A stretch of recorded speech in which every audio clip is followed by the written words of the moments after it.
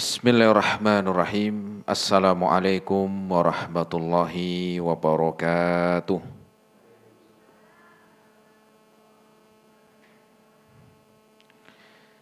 Innal hamdalillahi nahmaduhu wa nasta'inuhu wa nastaghfiruh wa na'udzu billahi min syururi anfusina wa sayyiati a'malina. Man yahdihillahu fala mudilla lahu wa may yudlilhu fala hadiyalah. Ashhadu an la ilaha illallah wahdahu la syarika lah wa ashhadu anna Muhammadan abduhu wa rasuluh. Qala Allah Ta'ala fi kitabihil karim, ya ayyuhalladzina amanu taqullaha haqqa tuqatih wa la tamutunna illa wa antum muslimun. Ma'asyiral muslimin rahimani Allah wa iyyakum jami'an. Alhamdulillah, kita bersyukur kepada Allah Subhanahu wa taala di kesempatan sore hari ini kita masih diberikan kesehatan, taufik dan hidayahnya. Semoga amal ibadah kita Allah Subhanahu wa taala menerimanya, dan semoga ilmu yang kita dapatkan bisa kita amalkan sebagai bekal untuk menghadap kepada Allahu Rabbul Alamin. Kemudian salawat dan salam kita sampaikan kepada Nabiullah Nabi Muhammad sallallahu alaihi wasallam beserta keluarganya, para sahabatnya dan umatnya sampai hari kiamat nanti. Jamaah rahimani Allah wa iyyakum jami'an. Kita melanjutkan kembali dalam kajian rutin di Balubai TV dengan bahasan dari tata cara solat, di mana pertemuan yang lalu telah kita sampaikan tentang bacaan surat Al-Fatihah, dan kita juga telah menyelesaikan makna dan arti dari surat Al-Fatihah. Maka pada kesempatan sore hari ini kita akan melanjutkan tata cara sholat bagian yang ke-14. Bagian yang ke-14 yaitu bacaan amin. Bacaan amin. Bacaan amin di dalam sholat setelah imam membaca surat Al-Fatihah. Bacaan amin setelah imam membaca surat Al-Fatihah adalah dianjurkan. Hukumnya adalah sunnah. Sunnah di dalam solat. Membaca amin di dalam solat setelah imam membaca surat Al-Fatihah, maka disunahkan untuk membaca amin, baik itu makmumnya ataupun imamnya. Walaupun ini hukumnya adalah sunnah, tetapi kita ingat bahwa di dalam bacaan amin, setelah seorang mendengar bacaan imam dari membaca surat Al-Fatihah, ini memiliki faidah yang besar, yang nanti kita akan sebutkan di antara faidahnya. Nah, di sini kita sampaikan tentang hukum membaca amin setelah imam membaca surat Al-Fatihah. Hukumnya adalah sunnah. Hukumnya adalah sunnah. Ya, setelah ghairil maghdubi alaihim waladdallin, kemudian disunahkan membaca amin. Apa makna dari amin? Makna dari amin adalah Allahumma stajib. Allahumma stajib. Apa arti dari Allahumma stajib? Ya Allah, kabulkanlah. Ya Allah, kabulkanlah. Apa yang dikabulkan maksudnya? Yang dikabulkan dan memohon kepada Allah yaitu Allahumma stajib, atau yang disebut dengan amin, kabulkanlah ya Allah. Apa yang dikabulkan? yang dikabulkan adalah doa-doa yang dibaca dari awal. Doa-doa yang dibaca dari awal, dari memulai seorang yang sholat. Dari mulai takbiratul ihram, kemudian membaca doa iftitah, kemudian dilanjutkan dengan membaca ta'awudz, perlindungan, kemudian membaca bismillah, setelah itu membaca surat Al-Fatihah dari awal sampai akhir, itu penuh dengan doa. Dan sudah kita sebutkan ayat pertama, ayat yang kedua, ayat yang ketiga, sampai akhir ayat dari surat Al-Fatihah. Maka setelah membaca surat Al-Fatihah, kita disunahkan untuk memohon kepada Allah agar dikabulkan, yang disebut dengan amin. Itu arti dari amin. Apa keutamaan dari membaca amin setelah imam membaca surat Al-Fatihah? Di antaranya adalah disebutkan oleh Nabi SAW adalah sebagai sebab diampuninya dosa. Sebab diampuni dosa. Tentunya kita banyak dosa. Ya, kita banyak dosa. Baik dosa yang kita sadari ataupun yang kita tidak sadari. Baik dosa yang kita lakukan dengan mata, baik dosa yang kita lakukan dengan perbuatan, dengan lisan, ataupun dengan anggota badan yang lain. Tentunya dalam setiap hari kita melakukan dosa.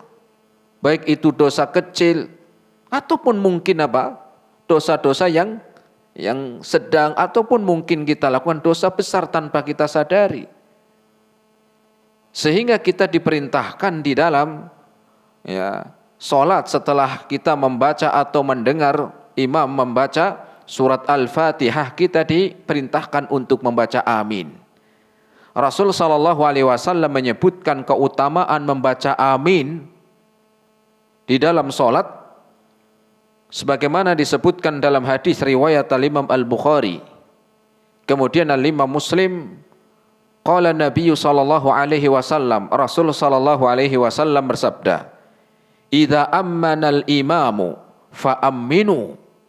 Apabila imam telah membaca amin, maknanya apabila imam telah memulai amin, fa aminu, maka hendaklah kalian ikuti aminnya. Jadi yang membaca bukan cuma makmum, imam juga diperintahkan untuk membaca amin. Setelah imam membaca surat Al-Fatihah, imam pun membaca amin. Dan itu diikuti dengan Dengan bacaan amin dari makmum. Idza ammanal imamu fa aminu. Apabila seorang imam telah membaca amin, mulai membaca amin, maka ikutilah aminnya. Fa innahu man wafaqa ta'minahu ta'minal malaikati ghufira lahu ma taqaddama min dhanbihi. Karena sesungguhnya barang siapa yang aminnya itu bersama dengan aminnya imam, maka di sana diaminkan oleh malaikat. Maka diaminkan juga oleh malaikat. Jadi aminnya makmum yang bersamaan dengan aminnya imam, maka di sana diaminkan juga oleh malaikat. Ghufira lahu ma taqaddama min dhanbihi. Maka dosa-dosanya diampuni yang telah lalu. Maka diampuni untuknya dosa-dosa yang telah lalu. Nah, ini di antara keutamaan kita membaca amin di dalam sholat. Setelah imam membaca amin, diikuti dengan makmum. Dan ketika makmum dan imam membaca amin, diaminkan oleh malaikat. Malaikat pun mendoakan amin, mendoakan. Sebagaimana hadis Nabi SAW. Dan itu adalah sebagai sebab diampuninya dosa-dosa. Orang kalau tahu keutamaan ini berusaha agar sholatnya jangan sering telat. Ya, ada usaha.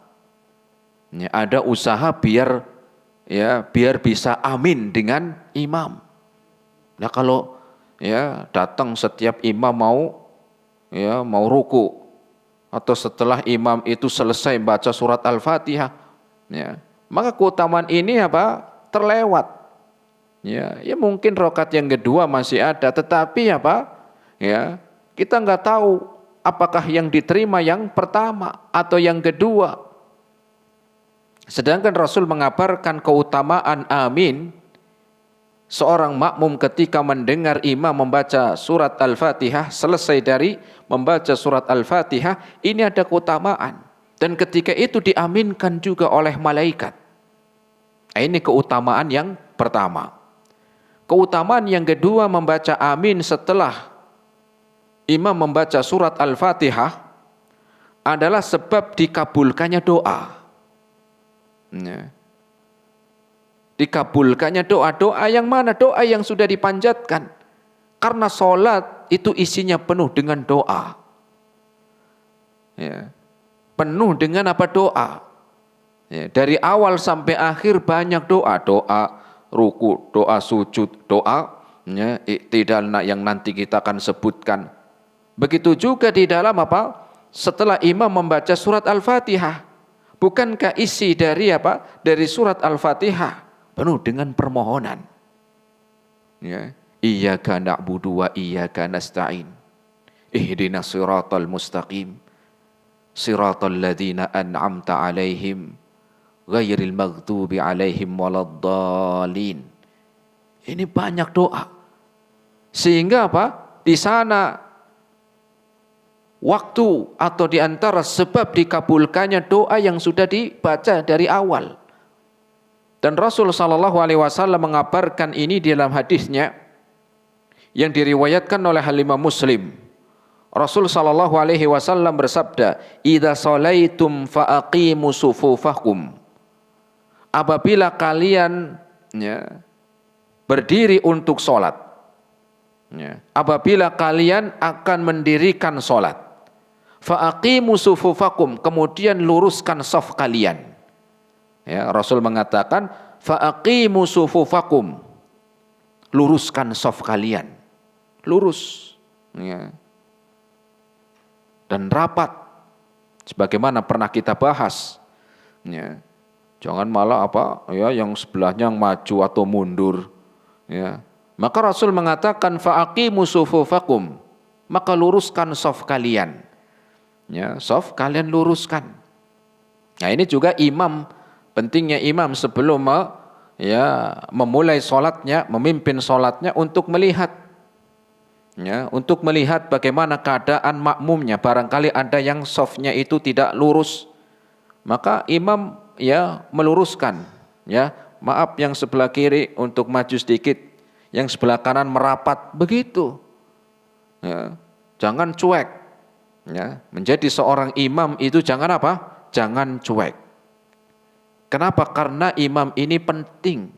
Bahkan imam ini adalah dia yang akan membawa sholat para makmum, yang menjadi pimpinan dalam sholat. Jangan cuek. Bayangkan kalau dalam suatu pekerjaan aja pimpinannya cuek, mungkin pengikutnya malas, nggak peduli itu, bos kita nggak ada, nggak peduli sama kita, kurang perhatian, atau mungkin nggak perhatian, mungkin akan menyebabkan kurang senang. Itu dalam pekerjaan. Bagaimana dengan sholat yang ini bukan cuma urusan dunia? Bukan urusan dunia, ini urusan akhirat. Sholat adalah urusan akhirat. Sehingga imam pun sebelum memulai sholatnya untuk melihat shafnya, shaf makmumnya. Jangan sampai jadi imam yang cuek, nggak peduli. Langsung Allahu Akbar, nggak lihat belakangnya gimana, shafnya lurus enggak, banyak yang kosong-kosong enggak. Maka Rasul mengatakan faaqimu sufufakum, maka luruskan shaf kalian. Summal ya ummakum ahadukum, Kemudian jadilah salah seorang dari kalian imam. Jadilah salah seorang kalian imam. Ya.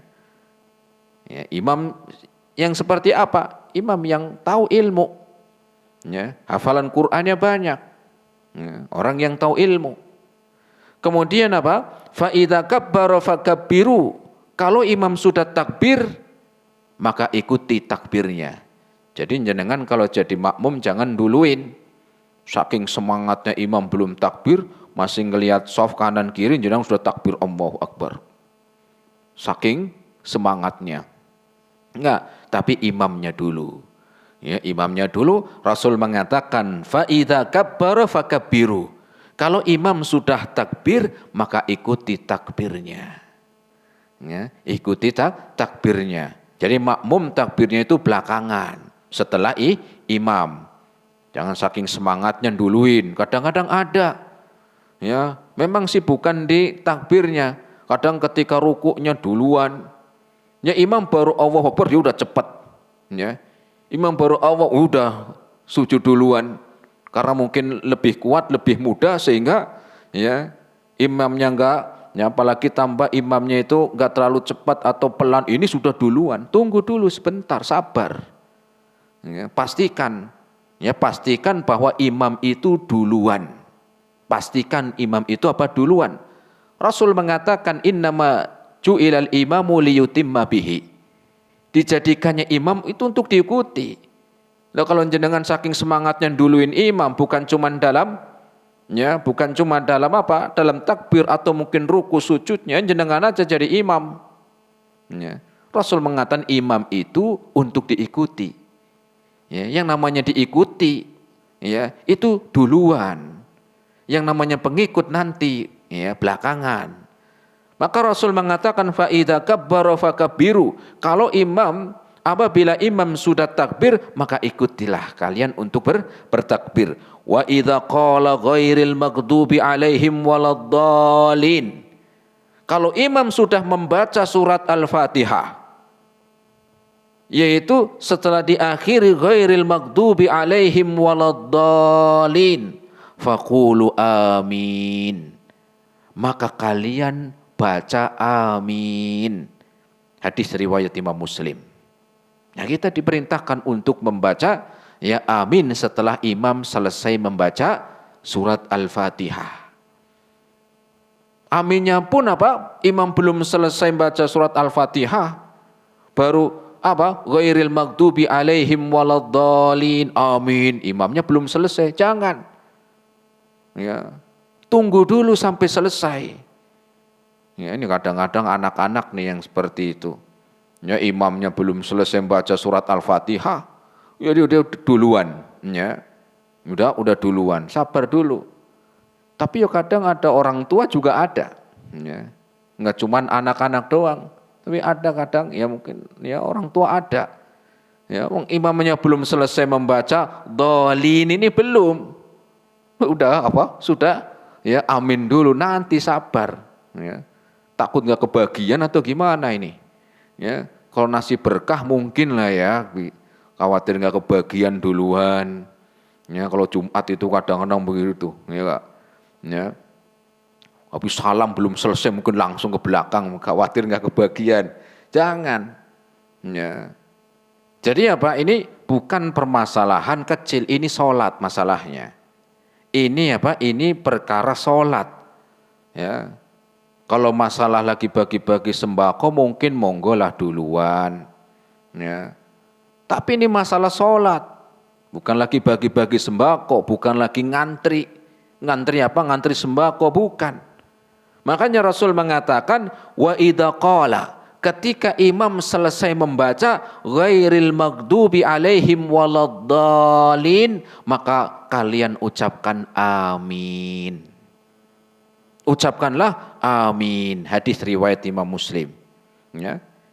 Maka di sini disebutkan oleh Nabi SAW ya, sebagai sebab dikabulkannya doa. Mana? Amin. Ucapan amin itu adalah doa. Apa artinya? Allahumma stajib. Ya Allah, kabulkanlah. Ya Allah, kabulkanlah. Ya Allah kabulkanlah. Berapa kali kita sholat, berapa kali rakaat, kalikan kita setiap hari baca amin. Ya. Kita setiap hari membaca amin. Dan juga jangan sampai ya ketika kita membaca amin cuman lewat begitu aja. Kita diperintahkan untuk merenungi. Ketika kita membaca amin, kita merenungi apa yang kita minta untuk dikabulkan. Ya. Apa yang kita minta kepada Allah, apa yang kita memohon kepada Allah untuk dikabulkan. Itu adalah doa-doa sebelumnya. Doa-doa yang kita baca. Ya, bukan hanya sekedar lewat amin. Maknanya apa amin ini?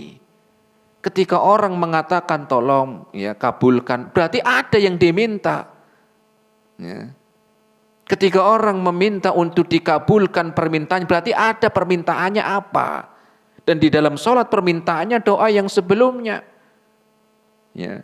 Dari bahasan yang sebelumnya, dari doa-doa yang sebelumnya sampai surat Al-Fatihah itu perlu atau penuh dengan apa? Doa, sehingga diperintahkan kita untuk meminta dikabulkan. Maka ini di antara sebab dikabulkannya doa.